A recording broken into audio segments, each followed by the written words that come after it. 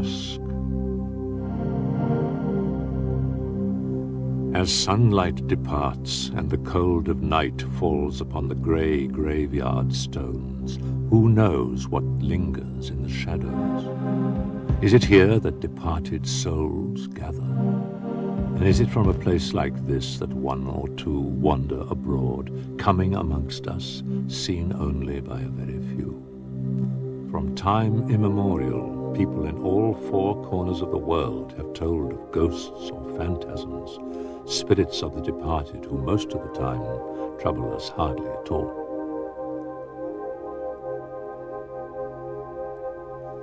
Where would you go to look for a ghost? An overgrown Victorian cemetery? A fortress like that of the man in the iron mask? Among the ruined stones of a medieval castle?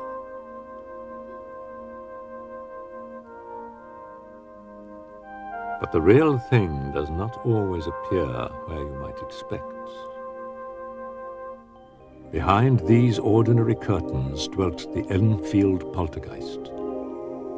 These figures appeared in a Spanish bedroom. Who were they? This woman smiles for the camera in Austria, but she wasn't there at the time. Are there ghosts in the gatehouse? And what do they want? And what did this man see in the honeymoon suite?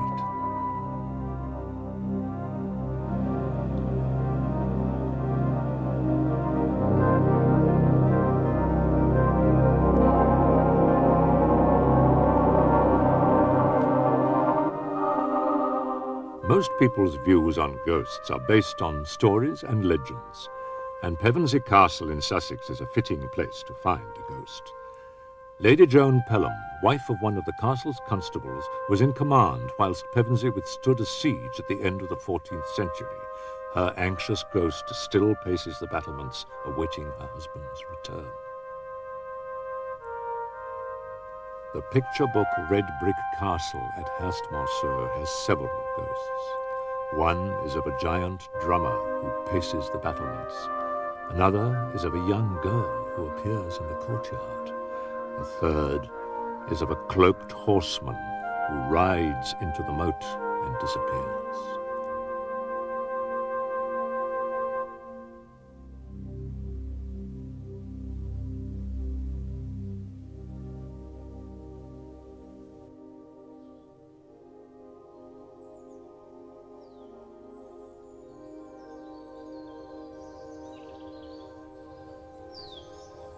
Mickleham Priory, parts of which date back to 1229, is just the kind of place you would expect to be haunted. Well, here at Mickleham we've got several ghosts, but one that I think is 100% genuine. And that is of a lady wearing a grey or greyish blue gown. She was seen to approach the gatehouse here behind me with a dog. And there were two people waiting to pay. The custodian in the kiosk stopped the couple saying, "Excuse me a moment," and turned to the lady with the dog and said, "Sorry, no dogs allowed." She turned round, came back to where we're standing at the moment and vanished. At that point, one of the potential visitors collapsed in a fit of hysteria and fainted, and first aid had to be applied and she was sent home. Naturally, an old building like Mickleham Priory, once a monastery of Augustinian monks, has many tales attached to it. I just walked in by the door and this same feeling came over me again. This arm came round my waist, and I thought actually it was my husband. I thought he was behind me, and I turned round quickly to call him a few silly words, you know, messing about, but there was no Donald.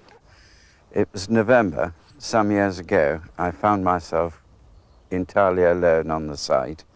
Before I left, I went down to the great barn to make sure that the doors were secure. On my way past the front of the house, that top right-hand window suddenly opened. I heard a thud, which made me look up, and there was the window opening with no hand inside, opening it from the inside. The problem was that it was behind 3 locked doors. The room hadn't been used for some 3 months at least, and it really made my hair stand on end. Fortunately, as I was getting the keys, the chairman came back from his trip into town and accompanied me upstairs. We opened the doors and finally got to that window, which was wide open, and there was no visible means of it having been opened by human touch. Evidently, many people have experienced ghosts at the old priory at Mickleham. But what exactly is a ghost? A ghost, I suppose, is an apparition which defies explanation, so that it's not something which is material, but a ghost may be male, female, animal, human, big, small, opaque or transparent. A ghost can be many things, but it's basically something that defies some sort of scientific explanation. In my opinion, a ghost is a form of electromagnetic energy, according to the experts, between 380 and 440 millimicrons of the infrared portion of the light spectrum. In other words, it is a form of energy that cannot normally be seen by a human eye, can perhaps be seen by clairvoyance, that we don't know, but it is merely a form of electromagnetic energy. You can't do anything, you can't talk to it, and it doesn't come back. Either it is there or it isn't. And it seems to me that, you know, there are a number of different types of ghosts. You have the sort of a ghost of somebody who that you know and you see, and it comes back perhaps bringing you a message of some sort. Then you have a ghost, which sometimes in parapsychology we refer to as a place image. It's like a photograph that is there, but it doesn't seem to do anything apart from appear to certain people and they can see it. And that's interesting in itself. That's the place image ghost. And then possibly we have a ghost which we could refer to as a crisis apparition. That is, it is only seen in this sort of ghost when something dramatic or traumatic has occurred. I think one could say that possibly these are the 3 most frequently experienced types of ghosts. I was once celebrating a Requiem Mass in a house where the family had seen a ghost. Different members of the family, without telling each other, had the same experience. And then they discovered that the people who'd lived in the house before had moved because they had seen the same ghost. And then when they described the ghost, it was fairly plainly someone who'd lived in the house before and had committed suicide there. And so we had a Requiem Mass. We started praying for the soul of the person who died, and with that they appeared. And in fact, we simply carried on with the service, and halfway through, when the point at which we believe the bread and wine become the body and blood of Christ, the person smiled and disappeared, and hasn't been seen since. Deep in the heart of the New Forest is Bignell Wood. Now lived in by psychiatrist Dr. Kenneth MacCall, the house was formerly owned by Sir Arthur Conan Doyle, author of the Sherlock Holmes stories, and an enthusiastic spiritualist.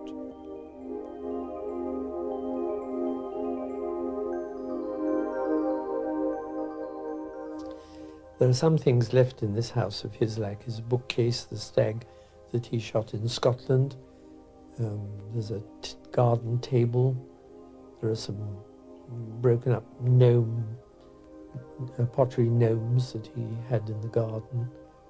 And the previous inhabitants said, oh, well, that wing of the house is haunted, don't sleep there.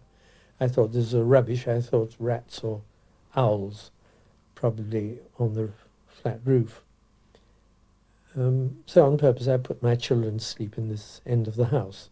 And they are 5 children, they were 6 to 18 at that time, and they started complaining that this man came and trod on their toys, and he got in the way, big sloppy bedroom slippers, but he didn't hurt anything or knock them over.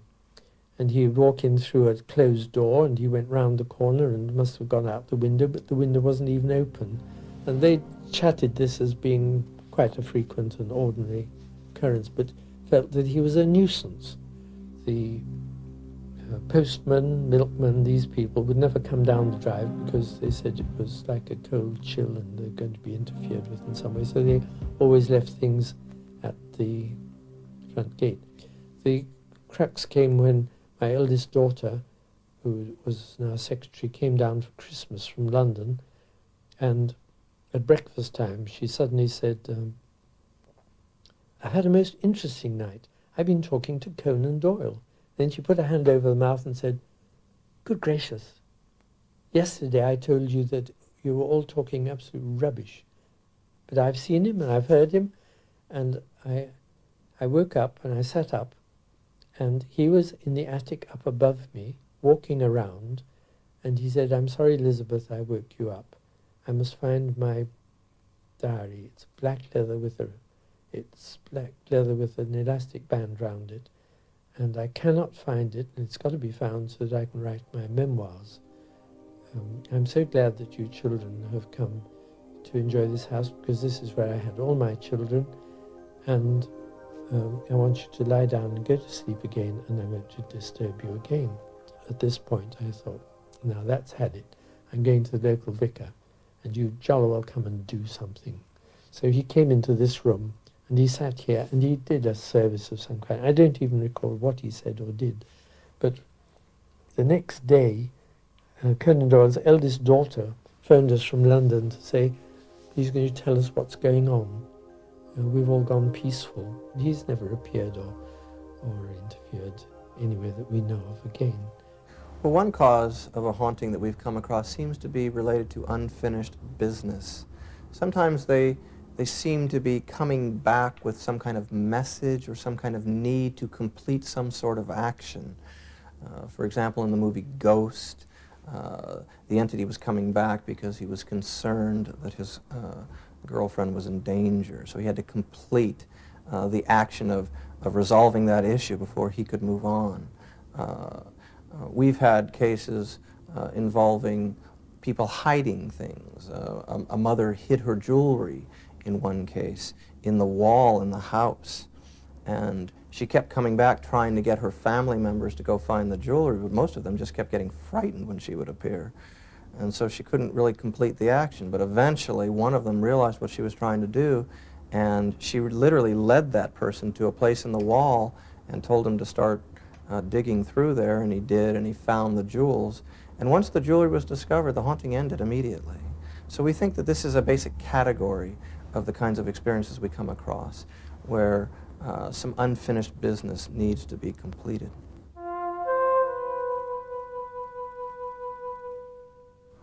Yes, I was once called to a house where the night before the family had woken up thinking they were being burgled, and when the father opened the bedroom door, he found a group of people coming out of a wall, walking along the landing and disappearing out of another wall, and he said they were in old-fashioned dress and were carrying what looked like brown paper parcels. And he got the family out into the street and called the police. The police sent a van with a sergeant, a cadet, and a dog, and the dog refused to go into the house. So the sergeant turned to the cadet and said, right lad, in you go, see what's happening. And he went up the stairs, not knowing what to expect, and saw exactly what the family had described, a group of people in groups of twos or threes, carrying what looked like these brown paper parcels and walking along the landing. When I got talking to the local priest, he said that they had a lot of problems with those houses in that particular area of the parish, and then he told me it was all built over a plague pit. And when I got talking to the family, I discovered that 3 months earlier they'd had a cot death, and that was the first night when the other children, the two children, had been moved back into their own bedroom from their parents' bedroom. And so it seemed to me that this was really a place memory, that they'd sparked off a memory from the past of people bringing their dead children to be buried. In the summer of 1969, we were both on holiday with our two children in a little place called Altafulla. It was a medieval village in Spain about 7 miles north of Tarragona. And we were not staying actually in the village itself. We were just on the outside edge of it. It was a sort of walled medieval village, and we were staying just outside the wall in modern chalets. And after a normal day's holiday, we were sound asleep, very hot, so we're not wearing any night clothes. I think we just got a sheet over us. And the first thing I knew was I had a dig in the ribs for my wife, so she better tell you why she woke me up. It was one of those occasions where you're very deeply asleep and something woke me, and I think it was whispering, but I can't even be sure. Just something woke me, and I looked, and right at the end of the bed, there were two men standing, looking straight at us and clearly discussing us. You know how people have their eyes sort of looking like that, but they're talking to each other.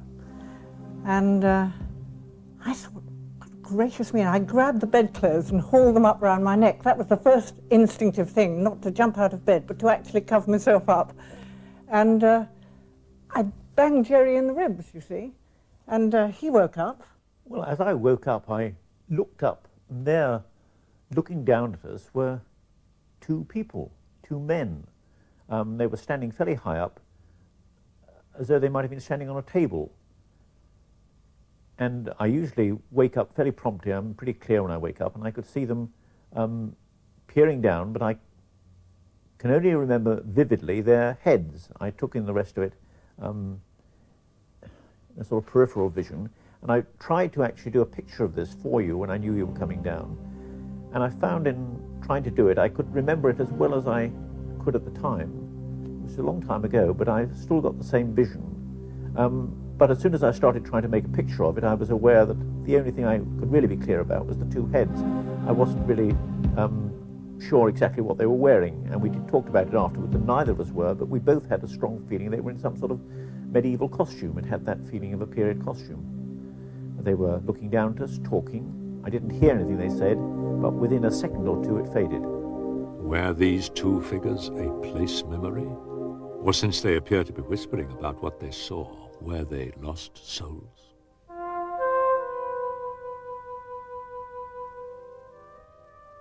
Parts of the Bell Hotel overlooking the graveyard in Thetford date back to the 15th century.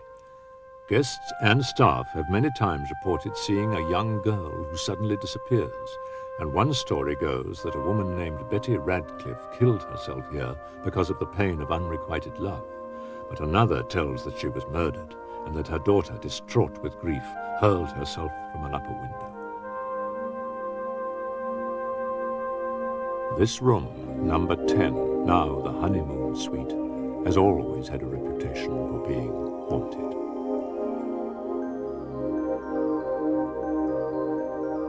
This man, who does not wish to be identified, spent his honeymoon in room 10. Yeah, the first night we went downstairs to dinner, came back up, and there was a cold spot outside the door.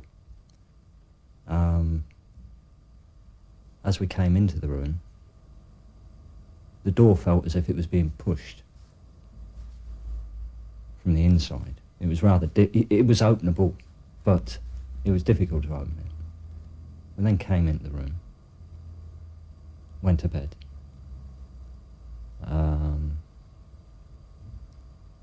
We were laying there, and my wife pointed out there was a glow in the far corner of the mural on the wall, and she drew my attention to it. So I sort of fobbed it off, nothing, you know. And then we went back to sleep. I should think it was around about 3 to 4 a.m, and we heard footsteps running up and down the corridor outside the room. And then the footsteps came inside the room and were walking around at the bottom of the bed area. Later on that night, or later on that morning, a young girl appeared in the middle of the room, walked towards the window and disappeared. We then went back to a rather late sleep, and as I was laying there early in the morning, the sheets were lifted up over my face, which I then put back down. And then it was done about 3 or 4 times. I thought it was my wife, which it wasn't, because there was nobody there to do it. And it just happened. Next morning we got up and there was a handprint on the inside of the glass that covers the mural on the room wall. On the Sunday we came back from a day out and I went in the bathroom, had a bath, and the whole room went cold. My wife then told me that the actual bedroom had gone cold as well. I came out of the bath and sat on the bed watching the television. She went into the bathroom and the brass knocker on the wardrobe started to knock. At the same time, the aerial lead moved. We then heard the footsteps again. The footsteps were inside the room. There was an increase in temperature in the room, which was rather frightening. It was the worst bit of the experience, I think. It went up terrifically, and it was very difficult to breathe. We both got out. I think we had a drink of water, went back to bed, and then later on that night, I woke up and the girl was sitting on the side of the bed where I'd been sleeping. She got up, looked at me, kept a gaze on me, went round the end of the bed and disappeared near the window. The whole point of the story was that I didn't ever believe in anything like this. I'd never experienced anything like it in my life. My wife doesn't believe in ghosts. Neither of us are religious. As for the girl, she looked completely normal. She was not transparent. The only effect I think she had on us or myself was surprise. The fright came when she disappeared. From this house in Grimsby, Robin Thurman leads a team who specialise in interacting with ghosts. Well, our Ghostbuster team came about from a general interest and in fact from a very considerable demand. And we do have fun, you know. And in fact we've been castigated for that, as if we ought to be sort of po-faced about it. But why should we be? But we are perfectly serious in what we do. We certainly help people. I think you can, as people have done, spoken to any of the people that called us in, they're all happy, virtually 100% of them. So it's a good thing. We have fun, it's an interesting hobby, and we help people at the same time.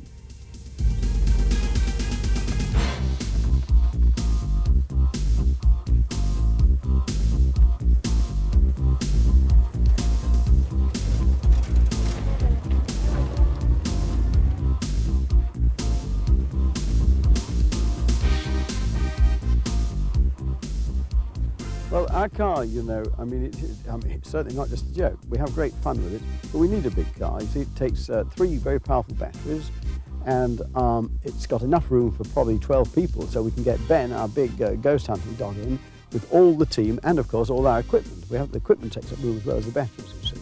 So it's a very valid piece of machinery. Well, the team consists, of course, myself. I'm the parapsychologist, the team leader. There's my son Andrew, who is an engineer. Janice Pattison, who coordinates the team, keeps us organised, and she's a microbiologist by profession. And Rodney Mitchell, who is a physicist and computer scientist, and he developed some of our most elaborate machinery, such as it is our Robo-Ghost, which has been written about in Micro User magazine, amongst other places. And we're all enthusiastic paranormalists, you might say. People sometimes ask us about Ben, our Newfoundland dog, which is our it's a mascot for the team, but also he's useful. He found the secret staircase at Grange Farm, after all. He drew our attention to this sort of area behind the wall. So he's useful as well as a mascot. And, you know, dogs are notoriously sensitive to psychical effects, so we like taking him along. On another occasion, I was told by some students that they'd had some frightening effects at an empty church. Well, a church which is still consecrated, a place called Skidbrook in Lincolnshire, which is a beautiful old church. Sadly, it has been vandalised, but the thing is, it's empty but consecrated. We went out there after they told us that they thought something nasty had been happening. Until they told me about it, I wasn't even aware that there was a church at Skidbrook. We got there to discover broken windows, black candles on the inside, emblems frequently associated with sort of demonic worship, inverted pentagrams and things like this. So there was certainly much activity of a sort of an unfortunate type going on out at that particular place. As the light began to fade whilst we were out here at the church, Rodney was outside, as I remember, with a torch, and he noticed that there were some disturbed tombstones. We turned the torches off. We didn't want to attract attention to ourselves from anything that might have existed or anybody that might be around at this stage, but we saw mist coming from the tombstones. Before we had a chance to examine this completely, Janice, who was waiting in the doorway of the church, told us the instruments were going wild. There were variations, wild variations in temperature. Looking back, we were horrified to see this mist arising from this very part. It blew towards us. We had to do something about it quickly. This is when we used the tractron beam. It was the most dramatic effect we have ever had from it. We fired the light into the mist, which seemed to shatter into billions of glittering lights, and with a whoosh, it rushed somehow out of the open doors which were over there. We were left in a completely empty and freezing cold building. After that, there was absolute silence. There was nothing to hear and nothing to see at all.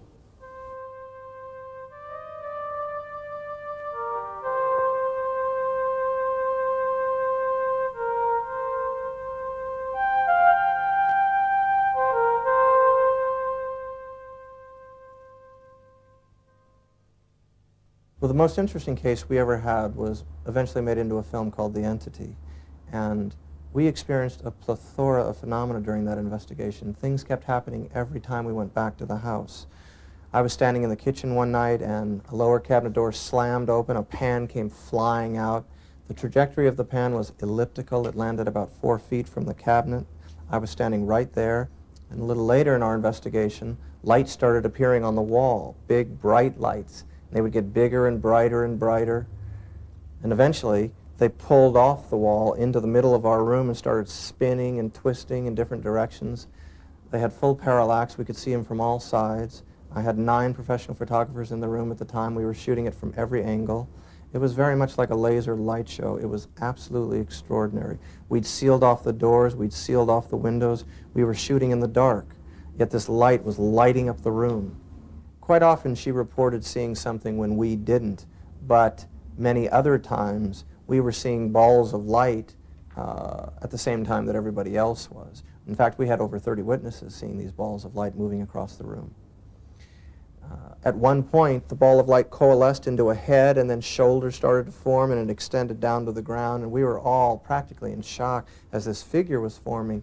And the moment it formed, it just went out, just like that, as if somebody pulled the plug or something. The energy just disappeared. Well, all the phenomena was directed at her. She claimed that she was attacked and raped by this entity, and she described the entity. We were never present when she was attacked, but there were big black and blue marks all over her body. There were bite marks on her neck and bite marks on her breast. She was severely attacked, but as to what attacked her, I was never there, so I don't know.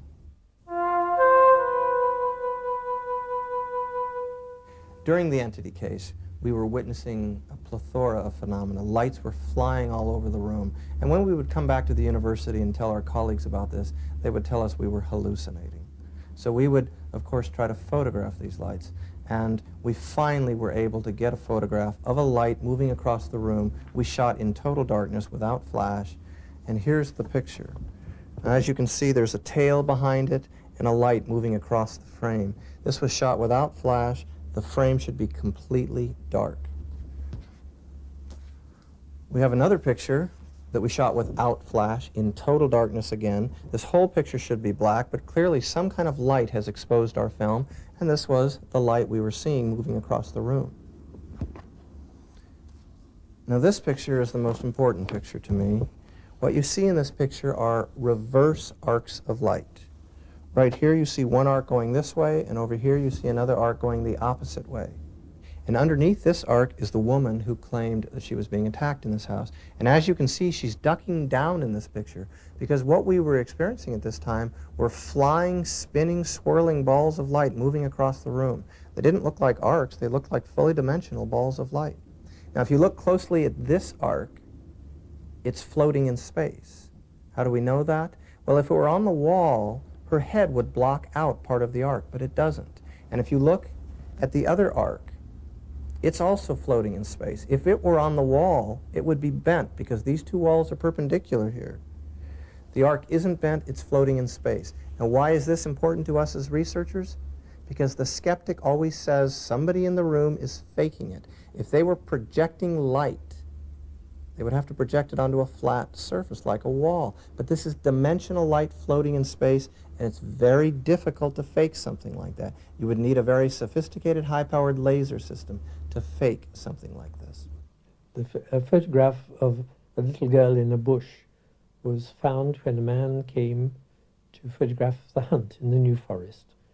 And when he developed it, there's a little girl about 8, 10 years old standing in a bush, extending her arms out as though she's asking for help, and she's dressed, we decided, in a 1820 costume. This was brought to me by the vicar. I said, well, we know nothing about her, we'll have to have a service for her. She's obviously lost, or she wouldn't appear. And so we had a Eucharist of this nature, Requiem Mass, or whatever we like to call it, and she's never appeared since in any photos that have been tried. This photograph was sent to us by a woman who had a photograph taken on the London Underground, and when it came out, at the back of the photograph in the window is a picture of a man in an electric chair. Well, this was quite astounding, because at first we thought it might be a poster, but it was taken in the tunnel, so it couldn't be a poster. And what is more, it is up against the glass, because you can see the sparks, and the actual upright, the wooden upright, appears to overlap the sparks. So it must be right up against the window, so it couldn't be a poster. When I went to see the woman and questioned her, I asked her about her interest, and she said her interest was criminology. So I thought perhaps we had some thoughtography going on here of transferring thoughts onto photographs. But we eventually found that this man at the back sitting in an electric chair was the man who was electrocuted for the kidnapping of the Limburg child. And that model, as we see it here, is actually in Madame Tussauds, which is a very famous waxworks. And Madame Tussauds is actually built on top of the Bakerloo line, the underground line, where this photograph was taken. The negative is interesting here. It's taken on a 110 camera, and they're very small, as you see the negatives, and it's the third one down. So if it was any question of faking, it would be almost impossible to fake on a negative strip. And anyway, if anybody was really up to it, would they fake on a 110, such a small negative anyway? Here we have a photograph taken by a lady in a private wood in England, and one photograph is of the couple standing together. The other photograph is the couple standing apart, taken almost immediately after one another. And here, quite clearly, you can see a partial apparition of a person encircling the girl. We have the negative for that as well, also on a strip, not been interfered with. This is a photograph of a small child taken by its father in Covent Garden. There was nothing remarkable about just the photograph itself until we looked into the corner. And there in the corner here appears to be a figure floating across without any legs. Here you see a blow-up of that particular part of it. Here again, it is part of the strip of a negative, so there's no question of any faking going on. It has been asked whether the girl was just running, but if she's running, she must be running very, very fast, right in front of the mother and because that's the mother and the child in the background there.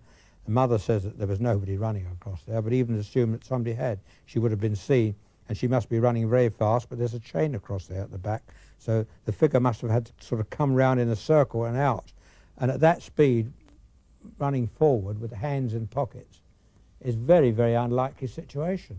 Besides, what's happened to the legs? Here we have probably the most incredible photograph of the lot, also on a strip of negative, not interfered with. This is a particularly interesting story attached to this one, is that a party of people were on holiday in the Austrian Tyrol, and their last night they decided they would have a meal together, and at the end of the meal they were in the hotel, there was some entertainment going on. One of the party said, "I'll take a photograph of us all." So he put the camera on automatic in a table in front of their table, went back to his seat and waited for the camera to flash. Well, the camera went off, but it didn't flash. So he immediately got up, went back to the camera to see why it hadn't flashed, couldn't find anything wrong, reset it to a 10-second interval, went back to the table, sat down, and the photograph flashed, the camera flashed. They then, when the holiday was over, they had a look through, didn't notice anything particular, put the photographs away. About a month later, one of the other ones of the party came along, had said, "Can I have a look at the photographs you took on the holiday?"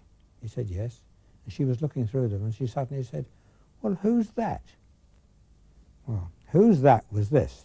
This is the second photograph taken with the flash, and you can see that's a perfectly normal photograph. This is the first photograph taken without the flash, and in the centre there you'll see quite clearly an extra person seen through the glasses. It's not a double exposure. There's nothing that has not been interfered with at all. It's been looked at very, very carefully. There is no explanation for that photograph whatsoever. It appears to be, and I would say, it's an apparition.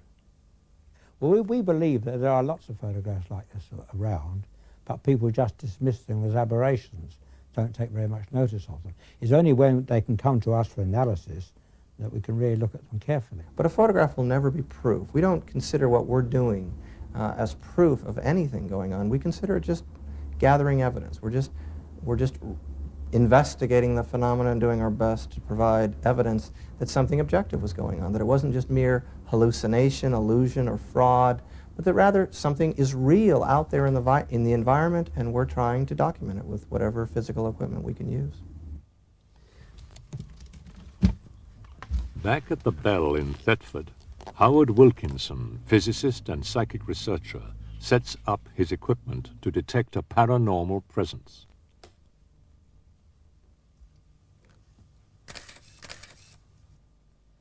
Well, the box of tricks is really a glorified burglar alarm, split into two parts, if you like. Like any burglar alarm, it has things attached to it that sense the environment for movement, and in this particular instance, temperature change and so on. And if anything is detected as changing in the environment, then it switches to record mode. Basically, the machine is controlled by a small computer. That allows me to put different programs into, depending on the environment, the area that we're working in. The printer here records the data when there is an event. The audio recorder there, that's used for programming the machine and for recording sound, obviously. And I have here some odd devices like magnetic sensors, because there is some evidence that perhaps the geomagnetic field may have some influence on the happenings in a room like this. There's a device for taking the temperature of the environment, so I have 4 sensors that I can spread around the room on long wires. Then moving to the recording side, really, there's a video camera on a stand there. We have a couple of 35mm cameras, only one of which is shown, which is behind me here. And I have also got rigged up an acoustic device which detects movement, or can be used to record sound, or rather detect sound, so that it would switch on and act like a voice switch, if you like. With the equipment in place, Howard's colleague, parapsychologist Tony Cornell, settles down to pass the night in the haunted room.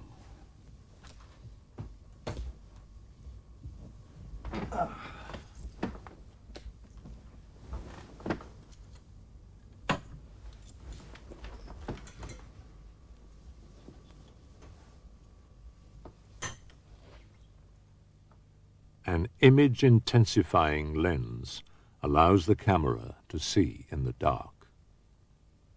In the past, we've been to these haunted houses, been along with a notebook and a camera, thermometer, and half of us have gone to sleep at 4 o'clock because nothing happens. Most of us go along to these houses and there's been the ghost seen the day before, and the day before that we go, nothing happens. Here's a psychic researcher begging to see a ghost and saying, look, come, my friend, whatever they want, I'll photograph you, I'll help you, whatever, and they don't turn up. The proof that I would like would be for a cooperative ghost to stand in, say, that corner every Wednesday night at exactly 10 o'clock, and we could come in and we could measure it with all our normal 5 senses. If we ever get it on film, I'm quite sure somebody will say, how did you fake it? Well, I think one of the newest experiences I've had of seeing a ghost was when a lady rang me up and said, would you come and look at a ghost in my house? And I said, yes. I have to bring an undergraduate with me. She said, okay, and we made an appointment. The undergraduate, in actual fact, couldn't come at the time. Neither he nor I knew exactly what the ghost was until we got there. I got there, the lady gave me tea, she said that sure enough, the ghost would appear. It did for her, but I didn't see it. She was giving me a description, and she said, oh, Mr. Cornell, you must be able to see it. I couldn't see a thing. Then I heard her suddenly say, oh, hello, and I thought she was probably seeing another ghost, but it wasn't. It was the undergraduate who'd come to the house, knocked on the front door, no answer, saw us talking at the bottom of the hall, walked down the hall, hesitated, and then thought, well, okay, I better go on, because he saw a man with a pipe calling like this. When he got to the door, he pushed through between the lady and myself, and I said, my God, to him, you know, your manners are pretty bad. She'd gone off and said she'd get another cup of tea. It boiled down to the fact that she had given me a description of the ghost when he was something like about 10 miles away, 9 or 10 miles away, so he couldn't have known anything about it. She told me that the ghost had ginger hair, wore a green smoking jacket, grey flannel trousers, and had a pipe in his hand. Now, this lad, when I got him out in the garden and said, look, what was all this? He was saying, where was the husband? I said, what do you mean, the husband? He said, the husband, the man with the ginger hair and the green smoking jacket. You see? Now, that's fascinating, because she sees it, I don't see it, and he comes without any knowledge at all and sees the ghost. Meanwhile, in Lincolnshire, at Pump Cottage, recording equipment is being installed by the Grimsby Ghostbusters at the site of a particularly baffling case. It came to a high spot, I suppose, over a period of 2 to 3 months, but it really culminated in the one evening. It was just gone midnight, and we just settled down to go to bed, and the children were in bed, and I say it was just past midnight, and then all of a sudden there was a loud crash of a door. Now, this is the bedroom that's the smaller of the 2 windows on the roof. I got up, my wife was petrified, under the covers, didn't want to know. But I got out of bed. The elder of the 2 children was screaming. He couldn't make any sense of anything he was saying. He was just screaming in bed. I went in, and as soon as I opened the door, he stopped. He turned to me and looked and laughed and started laughing. It was very unnerving. The crash of the door had split the door, not from top to bottom, but maybe 2/3 of the way down, and completely ripped the latch off the inside of the door. The night before we rang the vicar was most probably the most terrifying night I've ever spent anywhere in my life. Again, it was early hours of the morning, I don't know the exact time, but the whole room was as though there was an electric charge. Everything was just swirling round our heads. It was, you knew there was something there, but you couldn't touch it.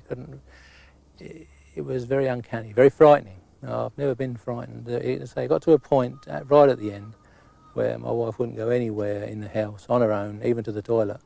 There had to be someone stood just outside the door. We had the 2 dogs. When we first moved in, they were fine. After a period of months, they became thin, nervy, dirty indoors. We had to get rid because they were just going crazy.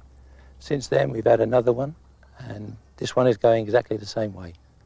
This is our bedroom where we've had the sighting, which appeared from this side of the room as though to come through the window, along the bed, and out through that wall. That's the only sighting we've had. No problems, no scares, nothing. It was just a figure. We just had a quite impressive change on the computer of light and heat intensity, which normally we don't get. You know, it's quite a thing really, because it shows something's going on today. You know, we've got good results.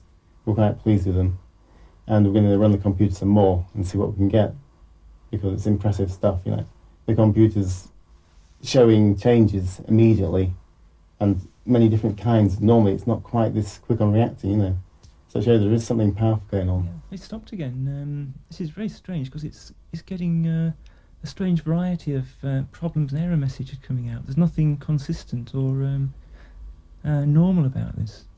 When you were discussing the computer, Jill came up the stairs and mentioned about the smoke that she could smell. I didn't personally smell it then, but no, certainly no smell of smoke or burning in here, was there?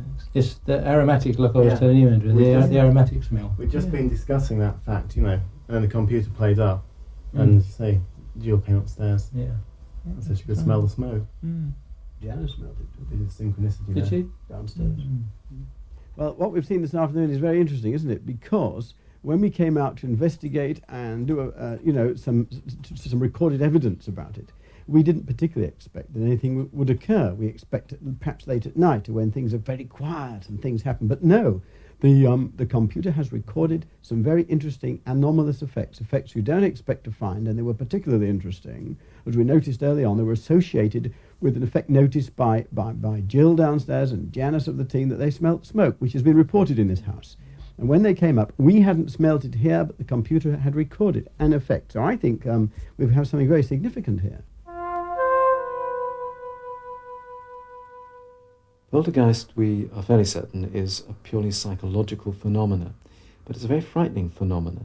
It begins normally with raps and knockings and footsteps, and then builds up into interference with electricity, and then into objects disappearing and reappearing, and then to objects flying around. So it can be a very violent activity, but we believe that it's not caused by an evil spirit that is coming and throwing things around, but is caused by a disturbed person, often a teenager, but not always, a disturbed person who's crying out for help, so all the anger and aggression and guilt inside them is building up and finding its outlet in causing this energy, which we call psychokinesis, that makes things move. Some psychiatrists say that it's really an alternative to a nervous breakdown. And then you have a poltergeist of a different sort. That is a poltergeist that we cannot find associated with anybody in particular. So we don't know whose mind, if it's from anybody's mind, that poltergeist associated with. A poltergeist seems to be mischievous children who are on the other side, who are getting a bit annoyed that no one has recognized them, and they'll throw something and saying, well, if you don't believe I'm here, listen to this or look at that. It's violent, it throws things around. The interesting thing about it is that it never causes any really serious physical damage. And also on one occasion I had a person who was quite good at controlling it. She began to come to terms with the fact that this was her and not anything evil, and that when she was particularly upset that this kind of activity would take place. So I arranged for her to see a counsellor, and when we first went to visit the counsellor, the parking meters outside had been changed from 10 pence pieces to 20 pence pieces, and we didn't have a 20 pence piece. And she said, don't worry. And she just looked at the parking meter, and just by looking at it, moved the needle and gave us 2 hours on the clock. In 1977, Maurice, Grosse and journalist Guy Playfair investigated one of the most celebrated poltergeist cases of recent times in Enfield, North London. It was interesting from the point of view that the media and various other people like police and council employees had already been called in, and they were unable to give any explanation as to what was happening in that house. And when eventually the Daily Mirror rang the society and asked us to come in and try and sort it all out, that I was sent to the case by the secretary because I'd been asking for a case. And when I got there, I realised we had a real case on our hands. The case started, as far as I know, in August the 31st, 1977, when the mother actually experienced furniture moving around and knocking. Came home from work one evening and the wife said to me, when you finish your supper, go down to your sister's, her furniture's moving. I carried on eating my supper, thinking to myself, there's got to be a joke here somewhere in this statement. And when I'd finished, the wife said, were you going down or not? I said, you serious? She said, yes. And I got up thinking, silly cows on the booze. And I walked down the road, saw my sister, said, you got a problem? She said, yes, come with me.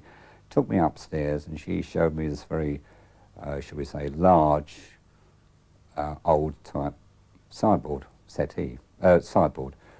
said it moves, and I could see she was worried, and I had to say something, and I said, oh, it's vibration. We came downstairs, and she said, so you reckon it's vibration? And she pointed to the ceiling and said, is that vibration? And it was a sound of like a squad of Coldstream Guards marching on parade. I said, yes, girl, don't worry about it. I come out and I thought, weird. And I started to investigate, and as time went on, I experienced psychokinetic activity, that's things flying around, small things, later on heavy furniture. Later on we had fires, small fires broke out, and then water phenomena, that is water appearing from nowhere. We had writing on the walls. We had various things that usually happen in poltergeist cases, but not all together. In this case they happened all together. I think the only thing that didn't get smashed was the television, but everything else did.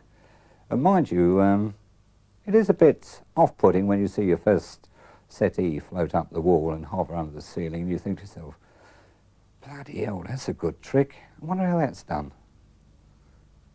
But a little later you realise it ain't a trick, because you see so many things like this happen.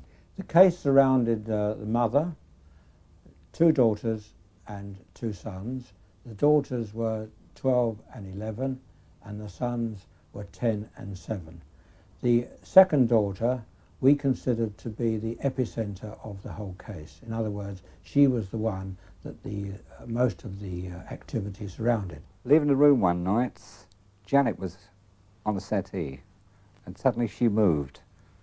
She came up about 12 inches, and she was literally thrown at me in the doorway.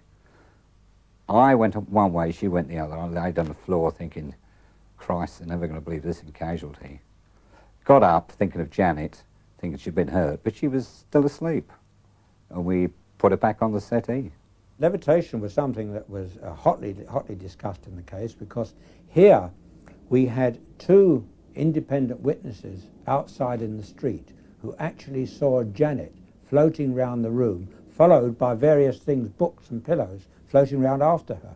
My brother-in-law turned up and said, what's all this rubbish about Peggy and her bleeding poltergeist? I said, come with me. We goes down to my sister's. She was in the house. I said, look, Peg, David, can I bring him in? She said, yeah, come in. Everybody else is here. You bring him in.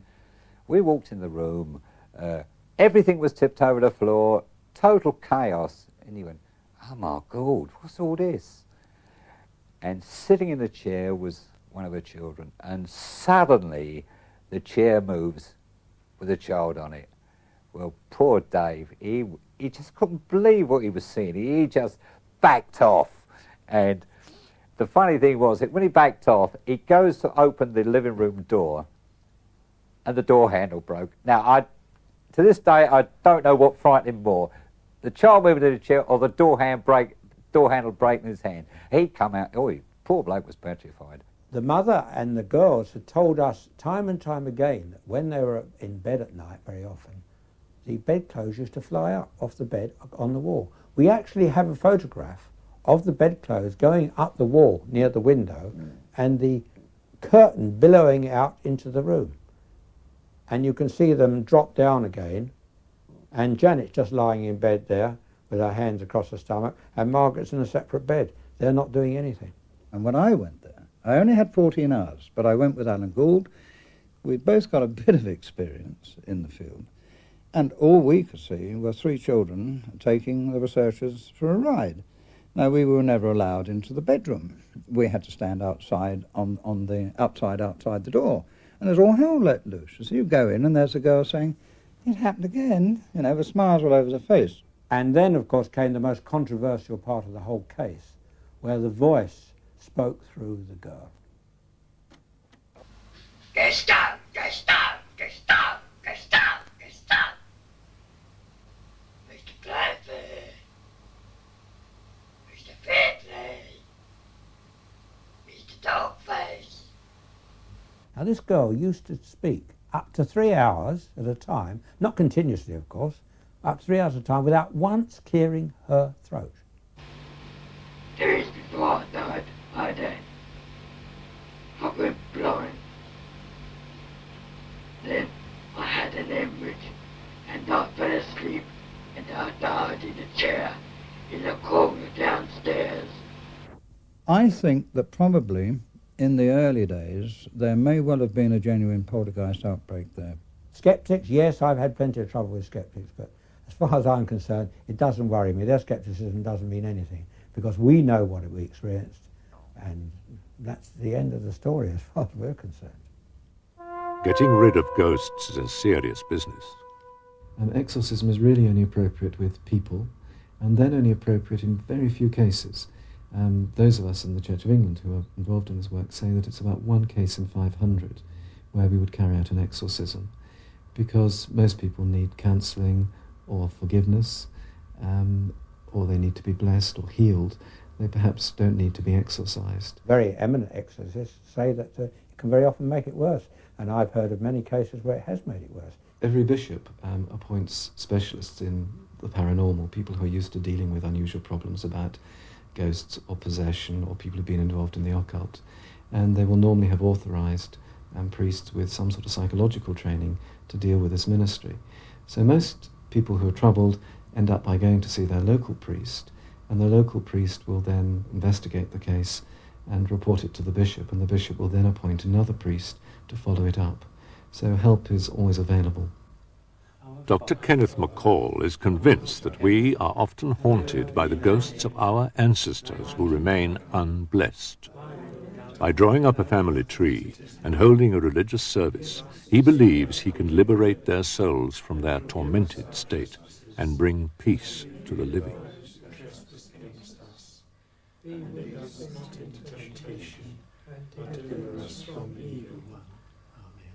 Satan, who, according to the books, was Lucifer, who came out from heaven. He tried to usurp God's place and brought millions of angels along with him, that they do try to interfere and do sometimes imitate lost souls to annoy us. But I find that in exorcism that they're very easily dealt with, because the Lord's Prayer itself is an adequate exorcism, and they can't stand any of the phrases of the Lord's Prayer. They just turn and buzz off. There are a lot of people, I think, who won't believe until they can see or touch or feel or hear for themselves. And I can understand that, because my own, that's where I come from. I mean, I don't easily believe. I tend to need a fair bit of proof before I'm prepared to accept what's going on. And it's simply in dealing with hundreds of these cases or thousands of these cases that I've come to acknowledge that the paranormal really does exist and that extraordinary things do happen. Whatever the evidence, there will always be those who believe in ghosts and those who don't. Maybe it's here we will all find out the truth about ghosts.